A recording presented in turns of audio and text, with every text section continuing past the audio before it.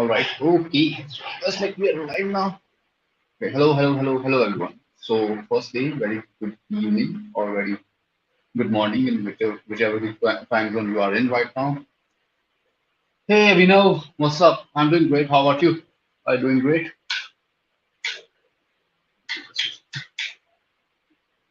Okay. And hi, Mansoor. Hi, Kirthana. Hello, Vidya. Hello, Aditi. All right. I guess like we are today is all about the like hello, Otienio. Thank you so much for that information. All right, you got it, 22 people. Let's start off with this session and let's end those two projects as well. And these five, like let's actually also put an end to these 5 days session as well. Yeah. I hope you guys can see my screen now. Can you? Hello, Vineet. Hello, Karan. Hello, Sir. Certificate कब मिलेगा? I do not know. Sorry, honestly, I don't. All right. So I hope you guys can see my screen now, and let's see. So yesterday we basically saw like today will be diving deeper into the TensorFlow, like somewhat like in a better way. And let us see. How are you? So I'm doing great. Thank you so much for asking. Okay. All right. Sorry. My voice is not okay today, though. Okay. So please bear with that.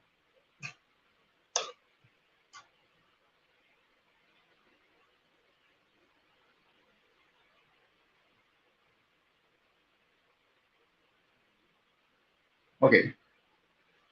So today's session is all about the projects. So we will not gonna go anywhere into the like in theory part or anything because we have covered that part like really well. In a way where you should be having a basic understanding of or an overview of what exactly the deep learning is all about. Hi sir. Hello Anju. All right. So I will just gonna explain this entire code to you, which I basically have written like a few days back. So and even after that we'll be covering a regression problem as well. So this will be a problem statement for predicting fuel efficiency, and this entire notebook is from TensorFlow itself, so I do not claim any ownership of this notebook. So this I will be just explaining this notebook, that's it. But I can claim the notebook, I can claim the my ownership to this notebook which I basically created. So this notebook is only to showcase you how exactly you can these notebooks, I would say, both of these two, like one will be for the classification, which we also saw yesterday, but not in the details, and also the regression part as well. Right. So how to download certificates? I do not know, Kamara. So honestly, I don't. Right. Uh, all right. Okay. So let's get started. So we'll be starting off with the very basics or the TensorFlow basics here. Okay, like with this notebook. So what exactly this entire case study is all about? So again, I'll be first connecting my notebook to virtual RAM and ROM, and of course CPU will be there as well. Okay, and now let us run these cells here. Right, there is your fashion feminist. There you go. Right, and of course like this one is okay. So what exactly this entire data set is all about? So first, let me explain what is the business problem here. So the business problem here is to determine determine the type of a variable. Okay, objective is what? Here to detect the wearing. Okay, from an image. Right. So yesterday, what we basically saw like a very basic, like it is also a basic case study. If you ask, like it's again a hello world, but slightly complex. The one we actually saw yesterday. All right. So let's get started. Okay. So again, I'm using these three libraries which we used yesterday. So this is for the TensorFlow, NumPy, and Matplotlib. Like for the plotting your numerical data or numerical outputs. And here I am downloading the data from the load data function, which is basically provided in the TensorFlow itself. Okay. So this TensorFlow, this uses a like this basically is for the Keras, okay, which uses a TensorFlow or like wrapper, PF wrapper, right? This is what it uses, right? And after that, right, so we have downloaded the image here, sorry, the data here. So this is the data here. So when we talk about data, so 0 represents this t-shirt and top, 1 represents the trouser, pullover, vest, coat, sandal, shirt, sneaker, bag, and ankle coat. Like these are your data points here, okay, from 0 to 9. So we've got here 10 classes to predict or 10 wearings to predict, all right? So this is your problem statement or the objective or the business problem which we were going to tackle with the help of deep learning in this case, right? So let's get started. So again, what am I doing here? Like I'm destructuring the data set. So I am splitting my data set across two different types of data sets. Like one is the training set and other is the testing set. And I believe this is a stopping point where I should mention why exactly we are splitting the data. Let's see.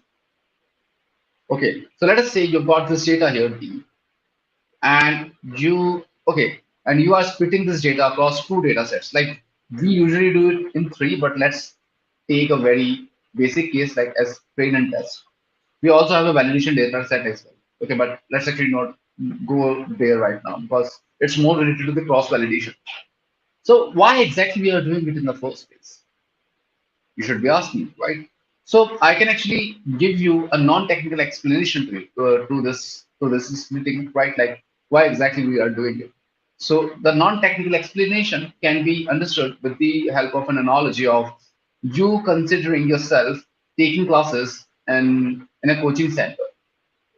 Okay, so let's say you study or you have enrolled yourself into a coaching center. Okay, coaching center. Let's name this as a coaching center where you are preparing where you are preparing for, let's say, IIT JEE, right? One of the toughest exams for engineering in India, undisputably, right? And let us say for your coaching center, and we also have a training like exam center as well, right?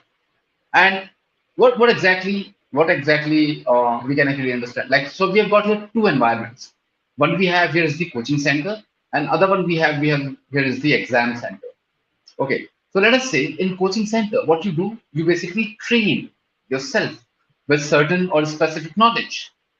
Like let us say for you like PCM, basically your physics, chemistry, math, you train yourself with those aptitude tests or maybe like those mock tests and everything. You went through like 600 tests, right? Like during that period. And out of those 600 tests, you on an average score 85%, right? And you trained or you were there in that coaching center for let's say 6 months. Okay, so if I write this statement, so 6 months of training, right? 6 months of training is equivalent to what? 85% average marks received, right? That is what it means. Okay, and this all happened during this training period here, like training in this coaching center. So your coaching center in this case is a training environment.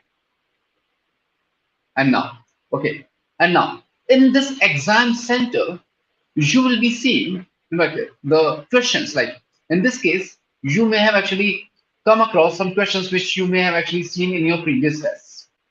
But in exam center, there are really less chances you'll be exposed to those questions which you have already solved in your training coaching center. Right. So in exam center, consider an ideal situation where you are given like totally a unique set of question paper, like where you do not have where you were not at all exposed to those questions. Only the concept of those questions. All right. So here we've got unseen question right in your exam center.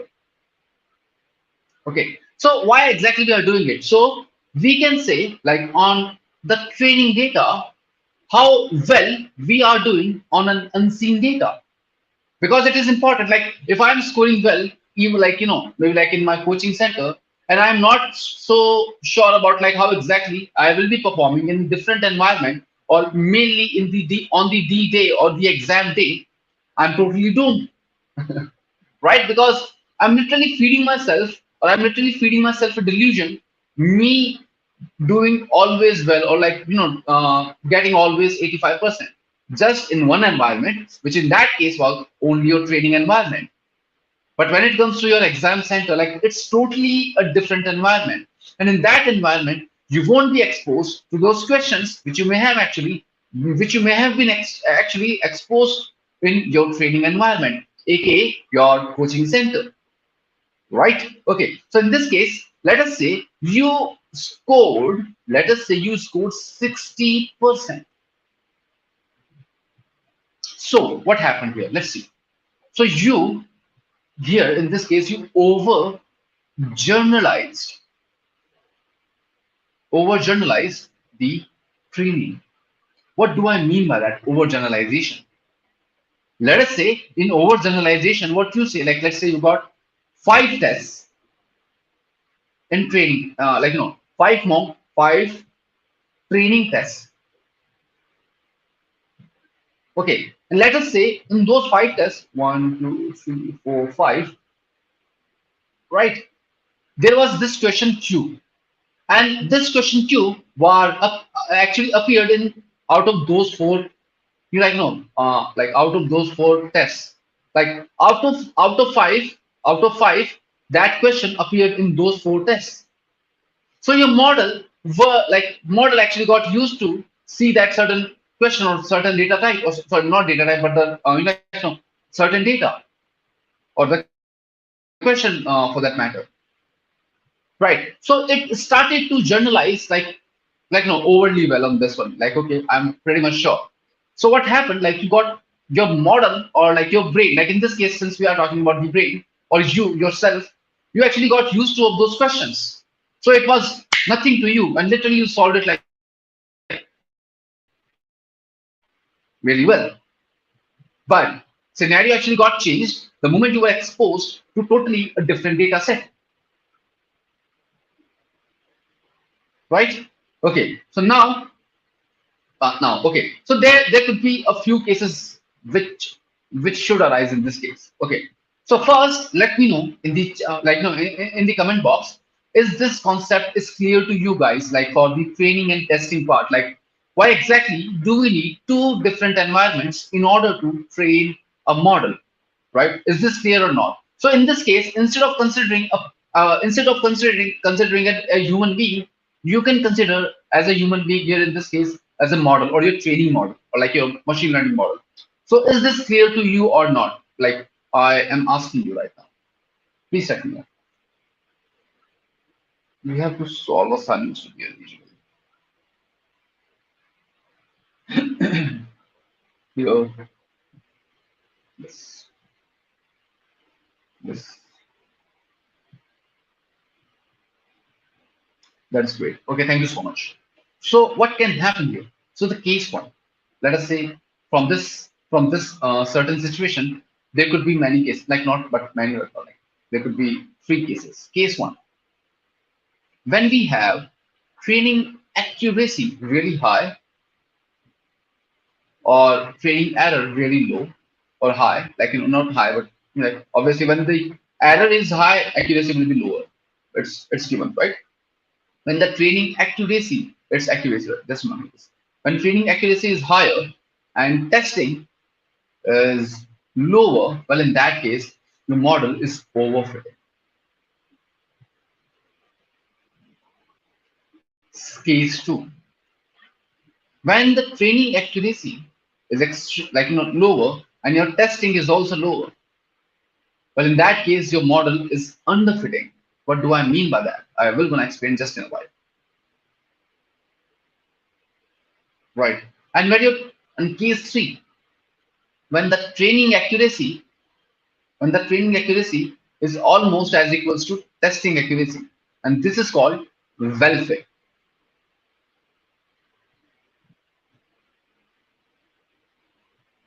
Right. So what exactly this underfitting is? Because well fit is like, let us say you you performed well in your coaching centers for with 80% marks, and even at the test center, at the exam center, you also performed 78 or 76% marks. So it is actually a good like accuracy there, or like good scoring as well. So in that case, your training wasn't futile or that much redundant, right? But what exactly this underfitting is? I would like to explain this entire problem or this underfitting problem with the help of geometric intuition. So let us see what do I mean by that. So when I say underfitting, let us say we've got two situations here. This is the first one. Okay. And in this case, mm, let us say I've got this data here. The spread of this data is like this, right? And the line or the model actually goes like this. I know like it is not at all a straight line, but consider this as a straight line right now. Okay. And let us say we've got the second, case with the similar data. Okay, and we've got this curve here. So this is your case one, and this is your case two. So which one do you think, which curve, because line is also a curve. So in which case do you think model is being fit really well? By which curve? Like, can anyone here tell me, like in this question, like I'm taking the pause here, so you guys can answer me. Okay, so just tell me, like in which case do you think like this is fitting really well? In case one or in case two? Just answer this.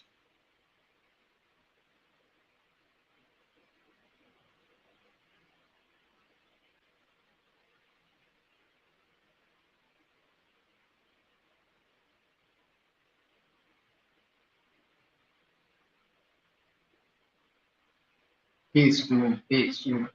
Yeah, there you go. So very reason for this one, like if you notice the spread of this data is non-linear, right? And our model is linear,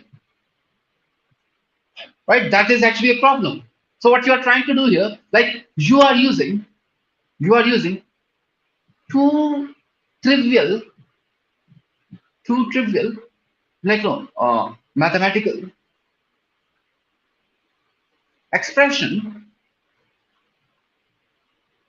to define or express the data spread.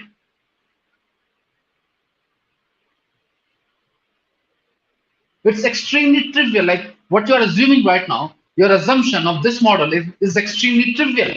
You are literally trying to fit a linear model into a non-linear data set. So that is where your underfitting problem actually arises.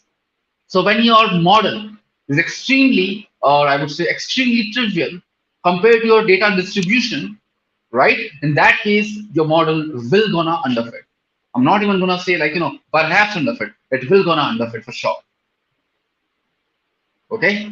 And in this case is somewhat looking good fit. Why? Because the data is again non like obviously it's a convex data, right? Or it's a non-linear data set, but even your model is also in this case is curvy data, curvy model, like it is not no longer a straight line. So in this case two is fitting the data really well. So in this case is an underfit. Okay, clear? Okay. So this concept is also clear to us. So now coming to the question, like coming to the theory. So when we train our model, okay, we prevent our model from overfitting, sorry, from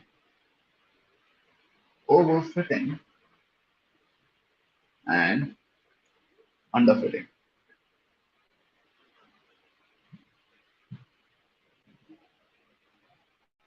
Okay, by how we will just gonna see. And how is the question which we should be asking right now, right? So we do it with the help of hyper parameter tuning, cross validation. Okay, like these are the two most famous methods. When you have, given that when you have abundance of data already, like you don't do have a large amount of data. If you don't, you also can add like no gathering more data, accumulating more data over the internet or like whatever the resources you may find. You like. So that is the problem which we will also gonna tackle here. Okay, so this entire concept actually comes into the picture of the model training. Okay, all right. So again, going back there.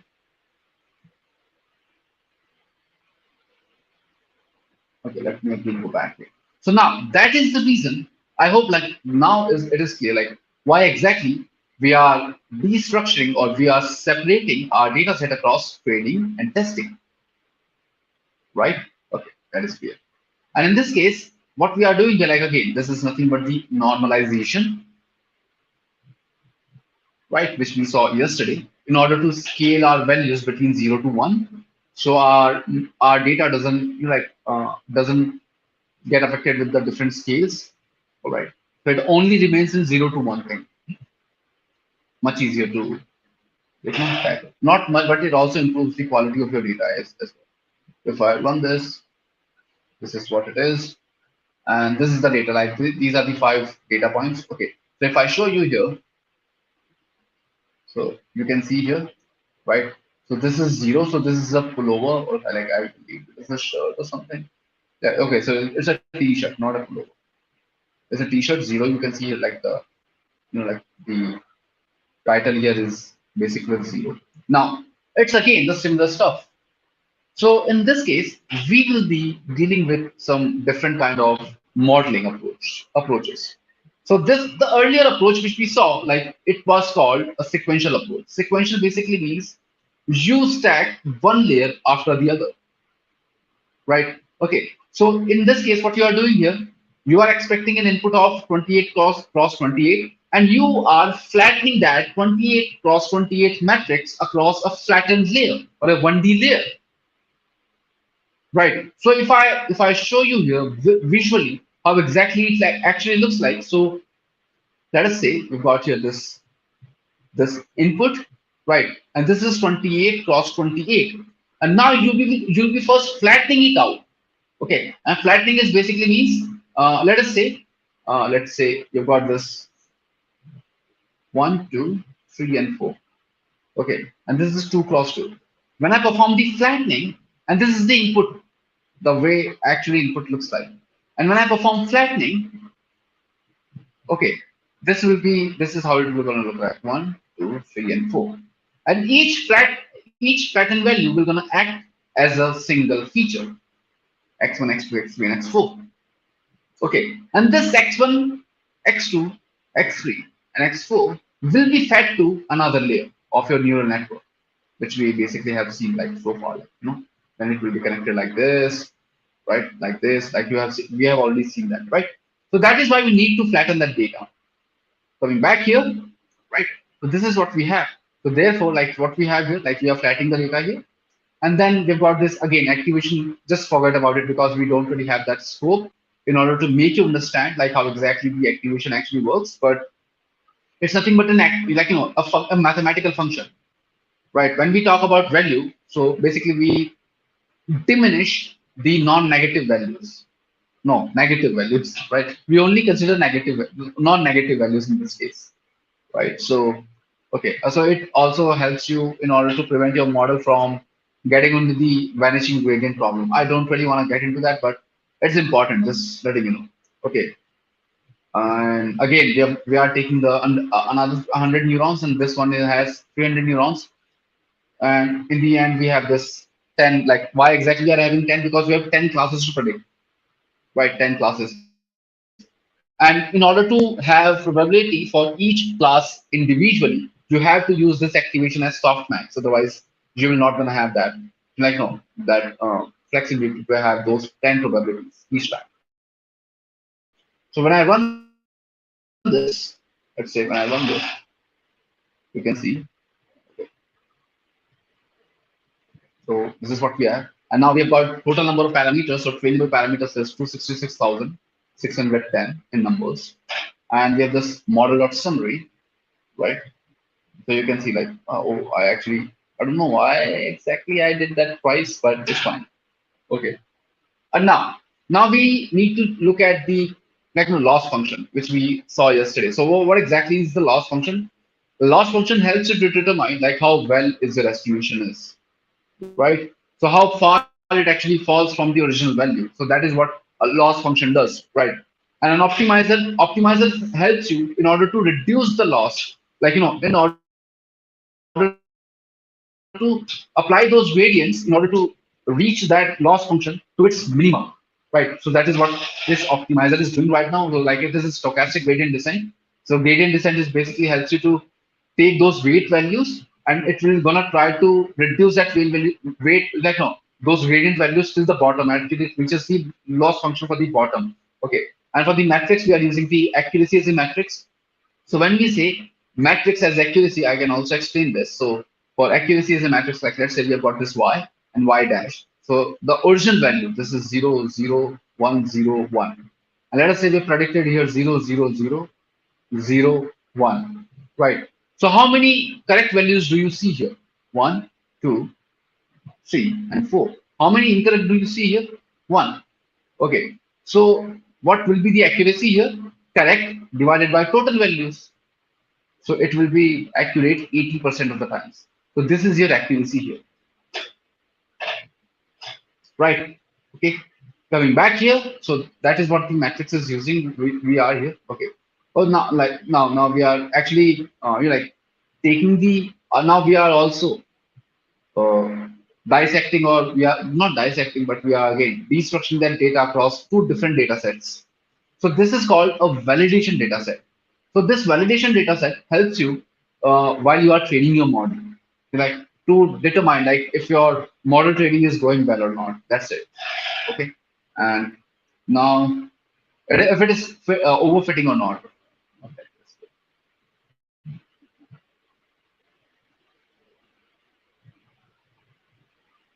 Let's train the model. So this is your epoch number one. Okay, so it might take a few seconds.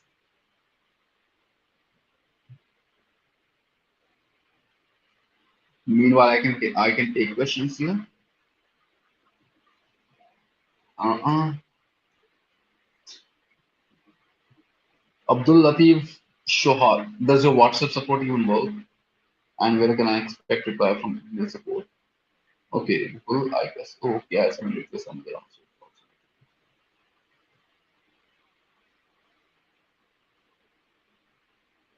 Please will wait.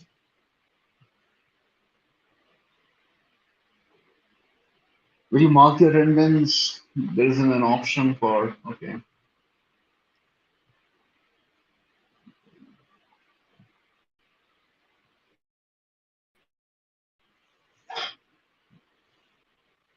Make a GitHub account.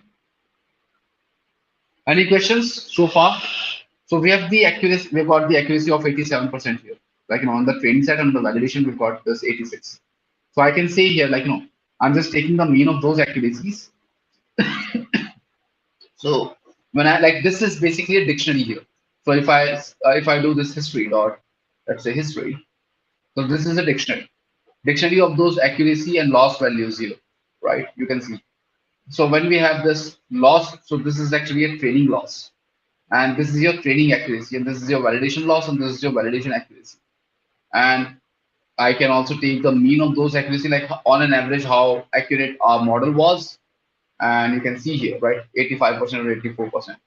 And now we are training that, okay, or we can even plot this value here. Okay, so you can see, that is how it is reaching.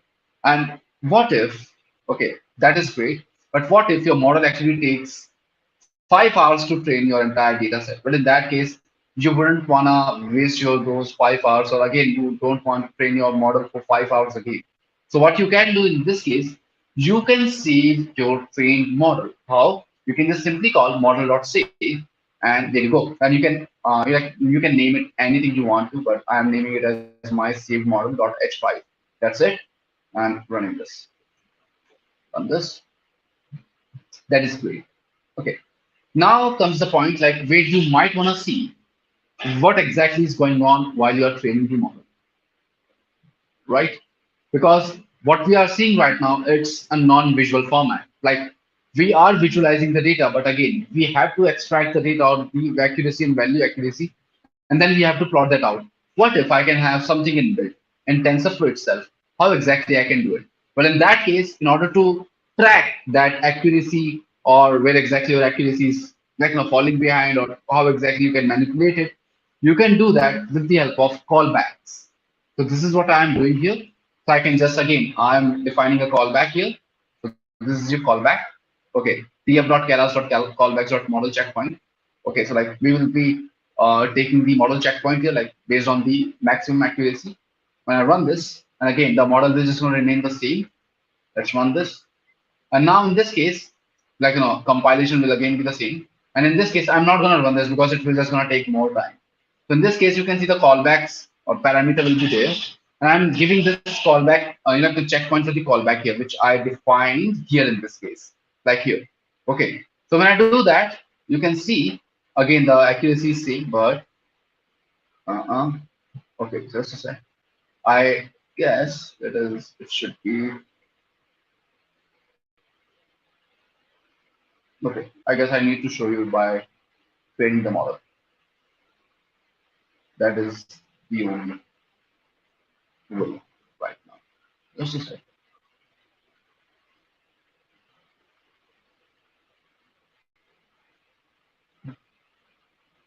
Okay, let's actually train the model. And the model will be saved like you can see here, whatever the model you have saved, like it is basically here is my saved model.h5.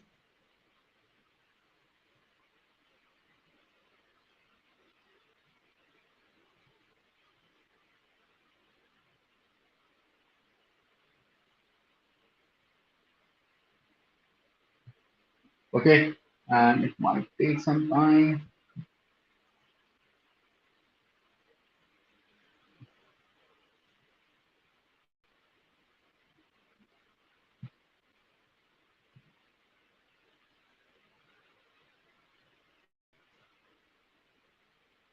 Do you have any questions here? During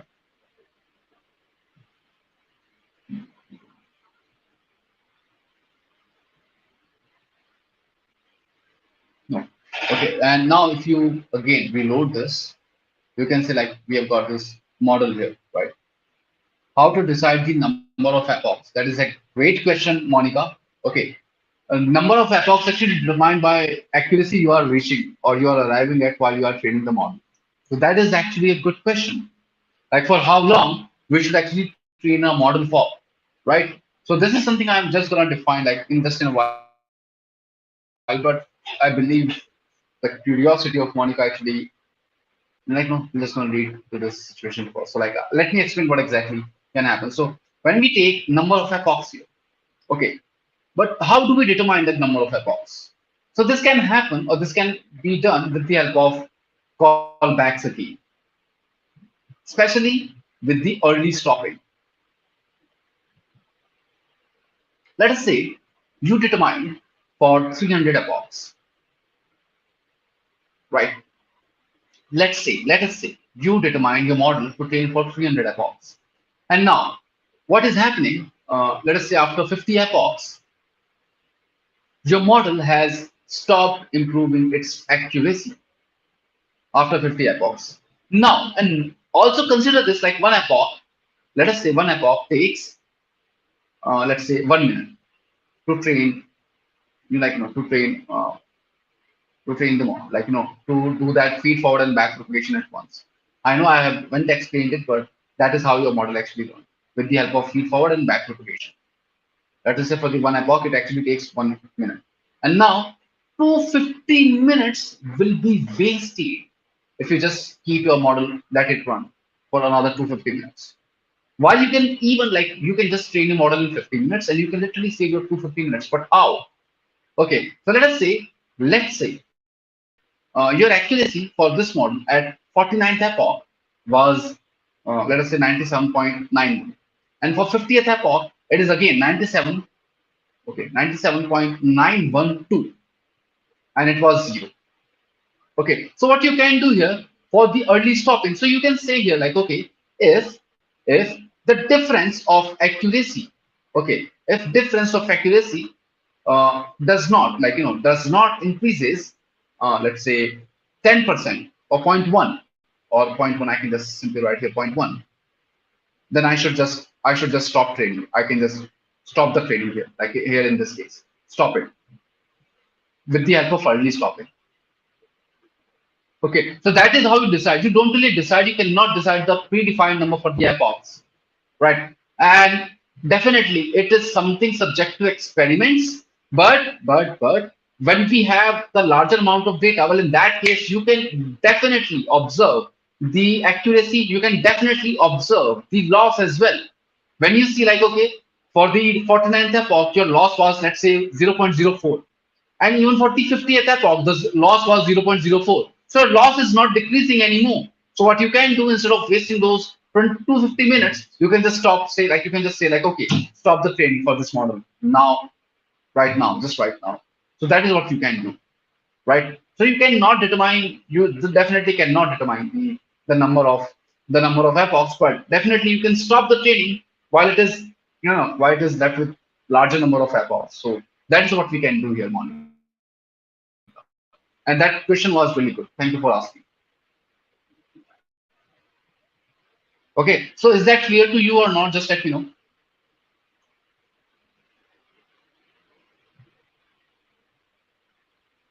All right. So again, I am you like again I'm just going to use the different method here. But in this case, what we are doing here, like you can see, like we've got this checkpoint and everything, and let me just run this. It might take some time, but I guess like it is fine. Okay, thank you so much. So now in this case, I'll be using as we suggested, early stopping. Like we've got this early stopping here. So I've got this checkpoint CB. Again, I'm using that model checkpoint. And we've got this early stopping as well. So if I go here, early stopping TensorFlow, so this is what I'll be using, right? Stops trading when a monitored metric has stopped improving. You can also see what we are exactly doing here. Okay. And it is again from the callback. So it's kind of a callback here, right? And you can read about it.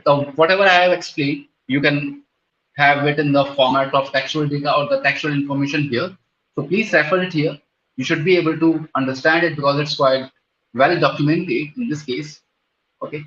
And again, I can actually go back here, right? So this is restore best weights. It basically means when your model has to stop training, okay, your weights will just gonna keep on increasing or keep on updating. So let us say your model actually falls from 49, like let's say 94.5% accuracy to 93. So you wouldn't want to happen, you wouldn't want to happen to that, you wouldn't want to happen that scenario to your model, right? While you are training your model. So in that case, what you can do, like instead of taking the weights for 93%, you can just take the weights for 94%. So I would rather restore my best weights again when I hit that bottom line, or that whenever I hit that lower accuracy. So that is what I mean. I am just gonna wait for 7 epochs. That's it. The moment I hit more than 7 epochs, like if I'm just gonna see if my accuracy or if my loss is not improving till 7 epochs, I will just gonna say like, okay, now let's stop this and restore the best weights the way it was before the 7 epochs. Okay, so that is what I am having here. So I'm trading it for, like you can say, 100 epochs, but it got stopped, I guess, at 19 epoch itself. Like, okay, at 8th epoch itself. So let me actually run this. So you can see here. Like I'm training this epoch for 100, like the number is 100 here. So let me run this. Okay,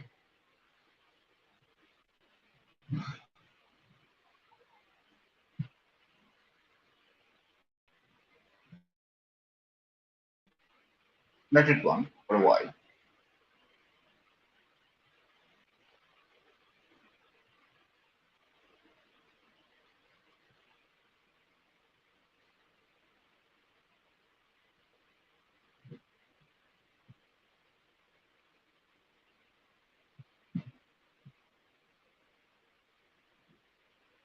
Okay, and it should get stopped at some app.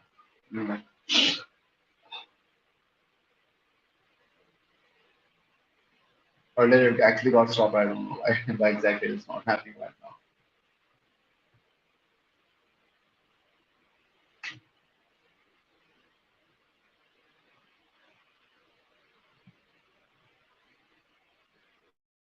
Okay, so it got stopped. So you can see, although we decided for 100 epochs, right? You can see here 100 epochs, but the model training actually stopped at 16th epoch itself, right? So you can see here as well, our model actually, like earlier it was having a loss of 0.34, but the moment it actually, like then it actually started to increase. You can see here, like, the loss actually got increased like what by 0.35, so which we didn't want to happen, and there you go, it stopped the trade. And not only this, I will not gonna go into the details of how exactly the like how exactly the classification, like sorry, not the classification, but the inheritance work in the classes. But it is what I am doing here is something related to the inheritance. So I will not gonna touch upon this part. Okay. So this notebook which I built basically like 2 or 3 months back, but again, like it's quite relevant to this. But this is what I am doing for the even epochs, right? So when I run this, so you can also have your like your custom callback as well. And when I run this, so what am I doing here? Like basically you have on epoch end and you also have on epoch begin. These are the methods you have in this TensorFlow, like TensorFlow.keras.callbacks.callback, in this class. So we are inheriting this class into our this class my callback, and I'm only looking at my my even epochs in this case. So when I run this, let's run this. Let's compile this again and let's again run this.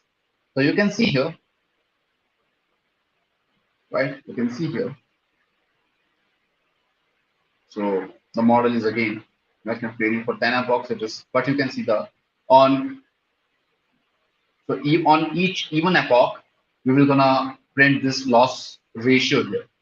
Yeah, training loss divided by validation loss.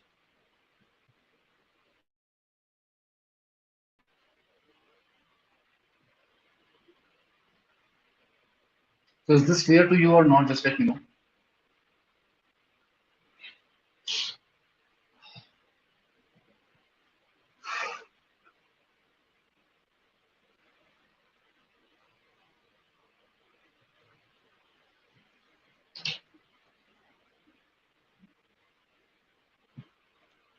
Okay.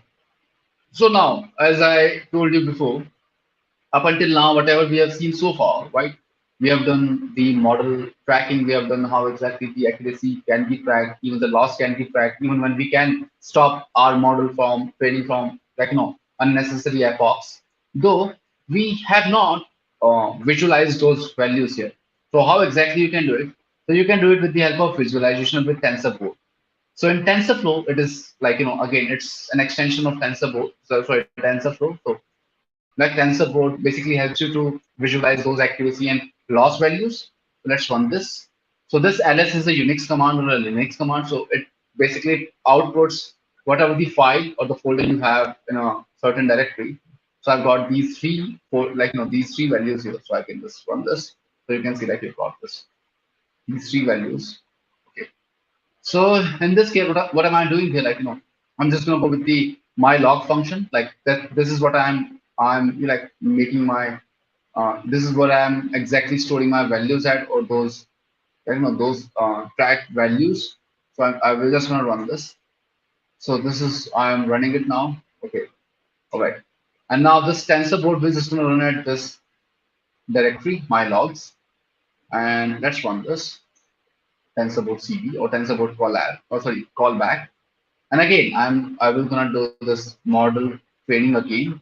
Okay. And I am now using this TensorBoard CB as well. So you can see I am using those callbacks in this list format, right? Okay. And it's quite easy to basically handle. And now I will be doing it. So like meanwhile, this actually trains the model. You can see here, that is how it will gonna look like, right? The accuracy and everything, like it's quite smooth. Okay, and you can see, right? Epoch accuracy and everything. Epoch loss is also there. So that is how you can use TensorBoard board as well. Okay, so let it actually run. Okay,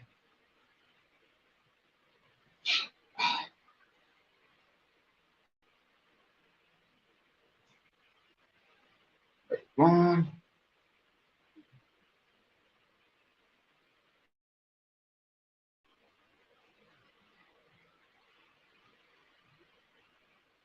All right. So now, like again, we've got this extension or this TensorBoard extension. Like we are using this load ext.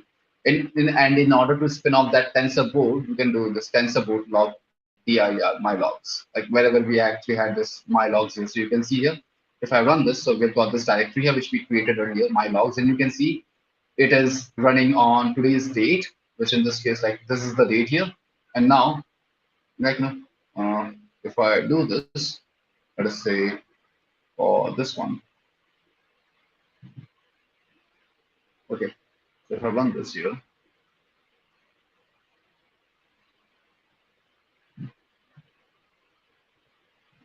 so you can see here,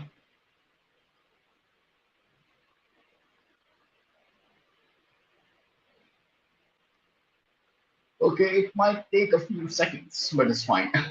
All right, so we've got this here. Okay, so you can see, right? And I will not gonna go into these values right now because it will just not gonna be. We don't have that much extension, right?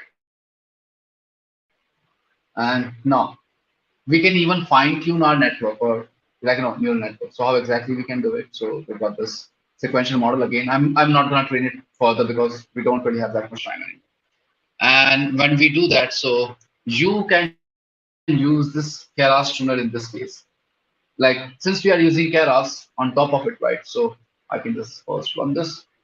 Again, I'm compiling the model and you can use this Keras tuner, right? So when I do this, okay. So I am again using this model builder. So model builder is nothing but a function, right? And this function, what happened? Okay, I guess like I need to run this.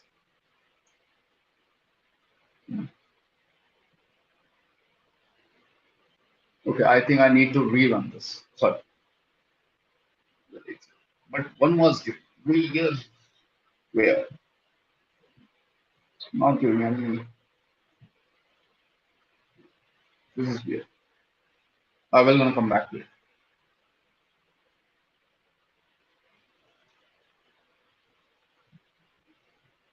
Okay, so this is our tuner, and I'm just taking this tune as kt.hyperband model builder. So objective is to improve this value accuracy. I don't know why exactly. That is so weird. Just let me actually check what exactly is happening. Model builder. Errors. Tuner. So you can see like I can also get errors even though I have trained my model. Okay. So builder line.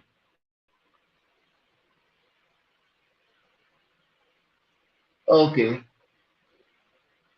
So to solve this, I simply had to rename my model building function. Ha! Really? That's lame how it is. This is weird. But it's fine, I guess. Like I can change the model builder. Like I can just make it this KNN builder, I guess. Let's run this. Let's see like if it is working or not. But I don't know like why exactly he is. No, it is not. No, it is not working. Class. Okay, it is asking for a class here. Okay, I guess I can. I need to check it. Like okay, I'll tuner, hyperparameter tuning. Got this here. Like okay, I can actually go with this one. Okay, so you can just simply use this. This is the I'm using right now. And when we so okay, I guess this actually requires this HP here. Okay, I guess this is why it is returning an error. So I can just let's say if I go with this HP and are they using this hyperparameter somewhere else? Okay, so I guess like it is for the unit values. I don't really need this HP here. If any case, honestly, I don't. And I can just simply layer it out with the help of my own choice. So I don't really need it. And so that is why it is actually expecting this value. So when I run this, there is it works, right? And now what I need to do here, like I just need to train this model. So this will just gonna work fine. Okay, so like you can see. All right, so training a deep NN, since we have not covered deep neural network or like more deeper network with the batch normalization and everything, so I'm not going to go into this either. Okay, so this is it for the classification part here because this will just going to require me to make you understand about how exactly the dropout networks actually work or dropout layers actually work, and then the batch normalization as well, right? So like you can see here, right? Okay, so I don't really have that much bandwidth right now, but we do have this regression model though, right? So how exactly the regression model will just going to work? Let's see. Okay, so back here. Wait, what do you mean by this curve? Plus plus, hard plus plus. Curve McQuacker. I like the name. Oh yeah, honestly, like it's quite unique. Okay, so in this case, like this notebook is owned by TensorFlow itself. I do not claim any ownership of this notebook. I do not claim any ownership of this code at all in any case. Okay, I'm just explaining the code here, which was provided by TensorFlow organization. All right, okay, that's great. And now let's understand this problem with the help of regression. So you can literally use this regression technique. So we have already seen this, right? So I'm just going to make it a quick one. So for the regression, what you can do here, again, I'm using these matplotlib and everything because the TensorFlow is also there. So I'm using this data set here.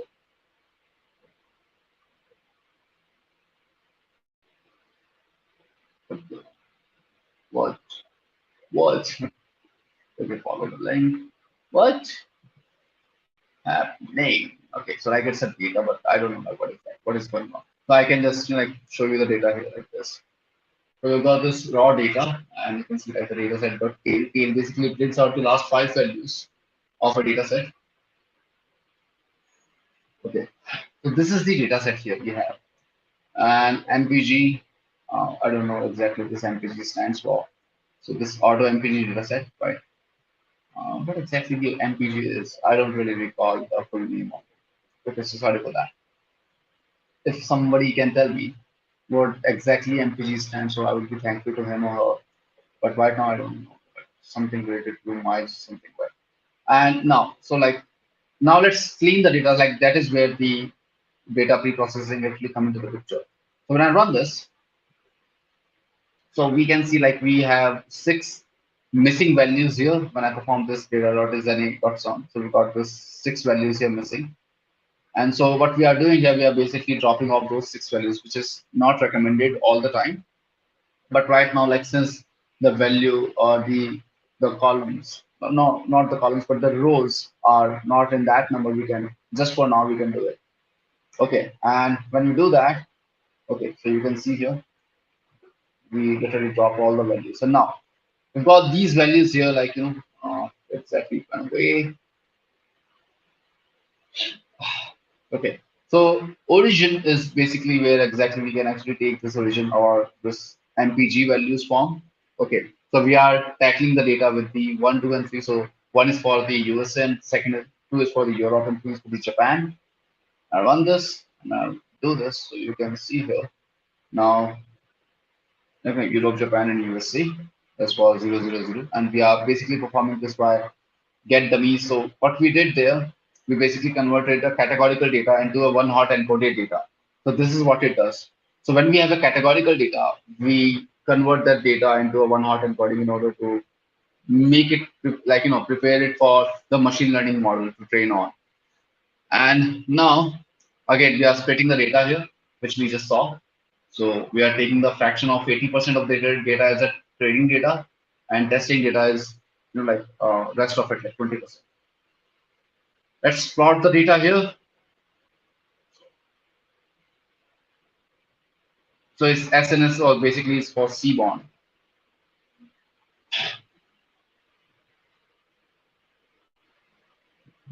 Miles per gallon. Oh, thank you so much, MPG. Miles per gallon. Okay, so we are basically predicting here miles per gallon. All right. Okay, thank you so much for telling me. Thank you so much, Matt Gaming and Vidya. All right. And now this is how exactly it is look like how exactly it looks like. Okay. So I will not gonna get into the process or the observations of this data. You can like you can actually make something out of it based upon the X and Y correlations, but we don't really have that much bandwidth right now. All I'm focusing upon here right now is the model training and the implementation of the TensorBoard. Okay. And when we do this describe method, so this describe method will also going to tell us the count, what exactly the MPG, the number of the counts we have here, mean value, the average value for that MPG, how exactly that mean value is deviating, with what value, like in this case it is 7.7, minimum value of that MPG is 10.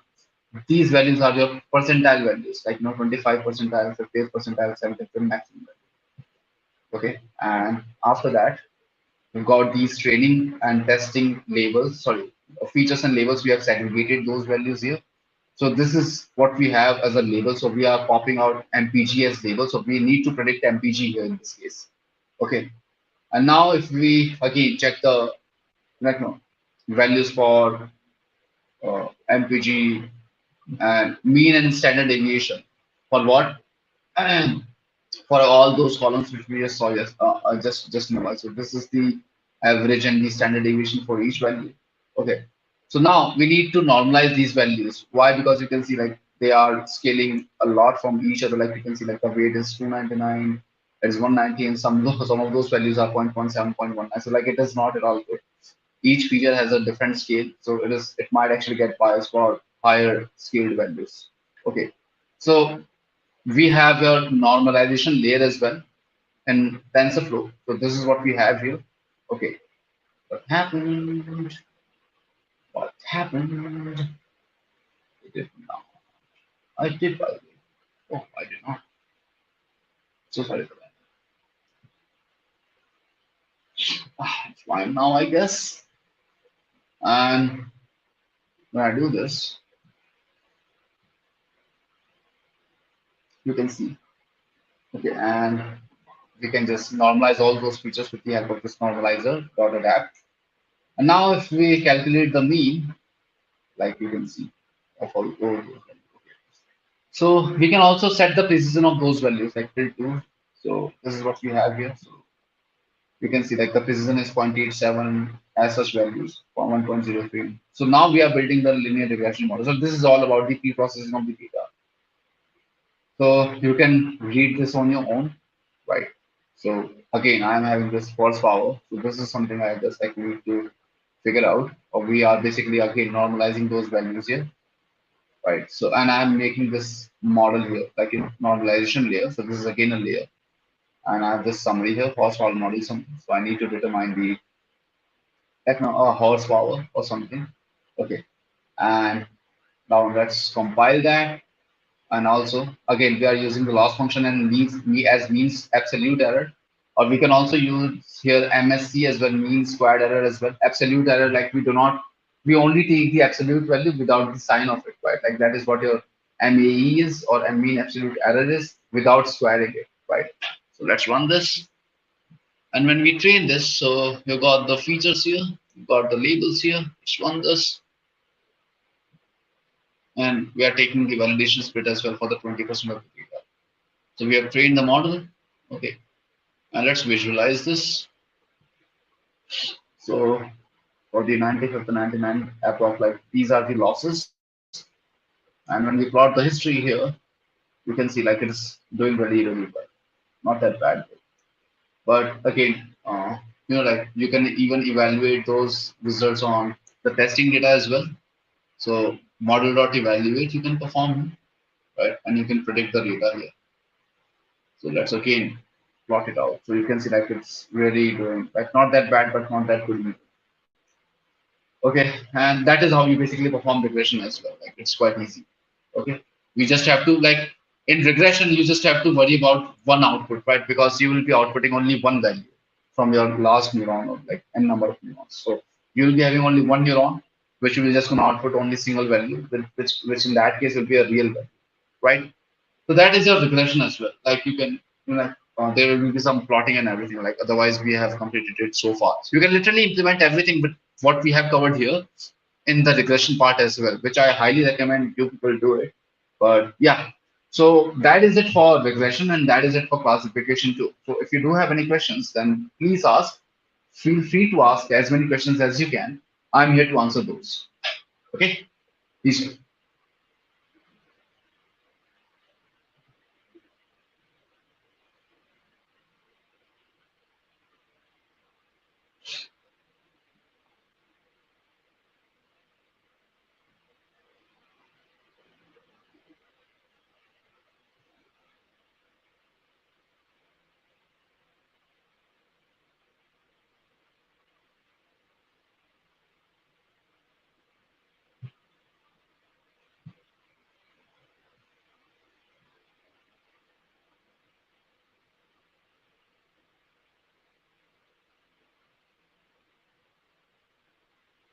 Any questions?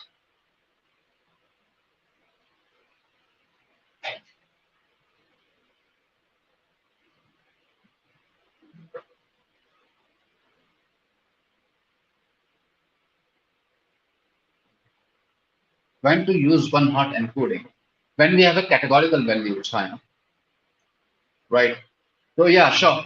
So you can actually have regression model tensor. So this is where you can actually look at. Okay. So this is the model here. If you are asking for the doubt, like or the documentation, this is your recommendation. This is not the recommendation, but the reference. Okay. All right. Vidya, is that enough as a help, or you want more? To answer the question of Chaya, okay, so let me explain this. So let us say we've got three categories. Okay, let us say we've got a feature, which the feature has three categories, A, B, and C. Right. So what we can do here, okay, what we can do here, we can convert this data into a one hot encoded data.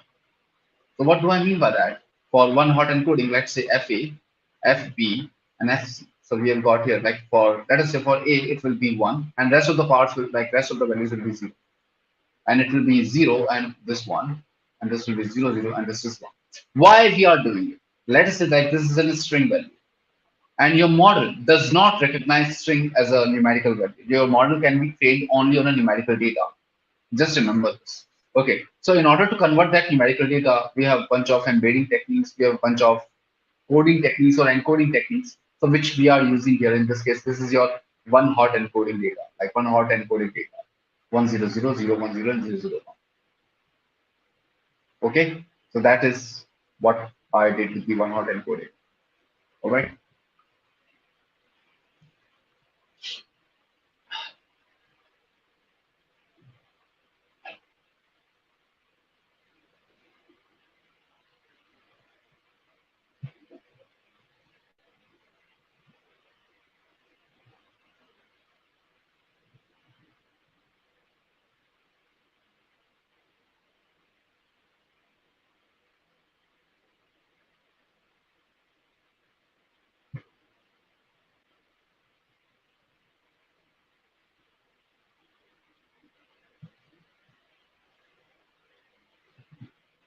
Thank you. It's not. Thank you. You're welcome. Any questions? Come on. I know you guys can ask questions. Like, okay. So for that, before leaving this session, I have a few winners to announce. First, let me open the PPT. Okay. So if I go here,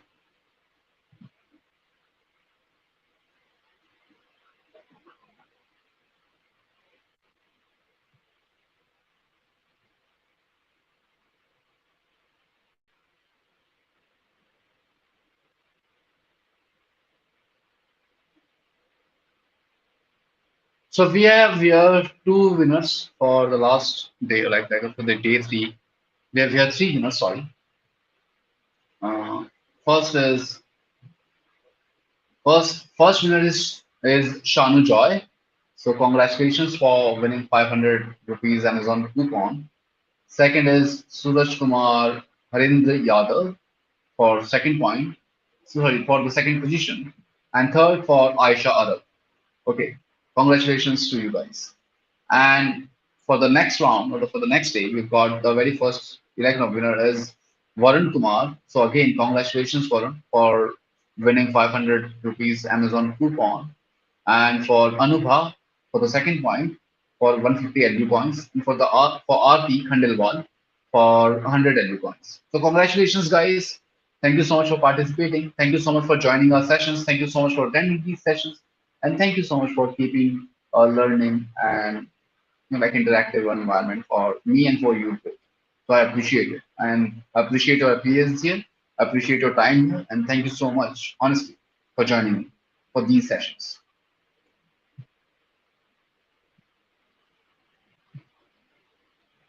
Okay, so any questions if you have, I'm again here to answer those questions, right?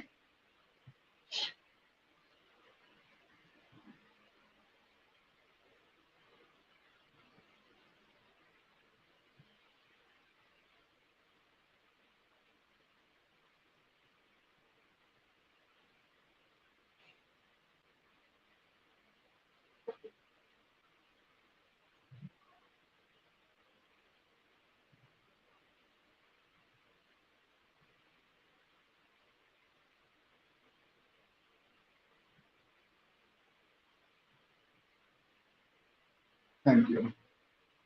How can get the certificate? I don't know. Honestly, if you ask me about the certificates, I don't really, and how exactly I should say, like I don't really know about certificates. I don't really come here to tell you about certificates. I just come here to teach you. Like that's what I do. That's it. That's what my task is. Okay. Overview of the projects in short, which we can, which we see. Yes, Abhinav, that's what we got. Patino, thank you. You're welcome, Patino. Thank you so much. For attending these sessions.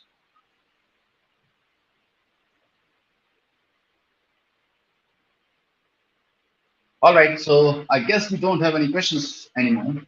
So thank you so much for joining in, guys. It means a lot you are here. It means a lot you listen to me.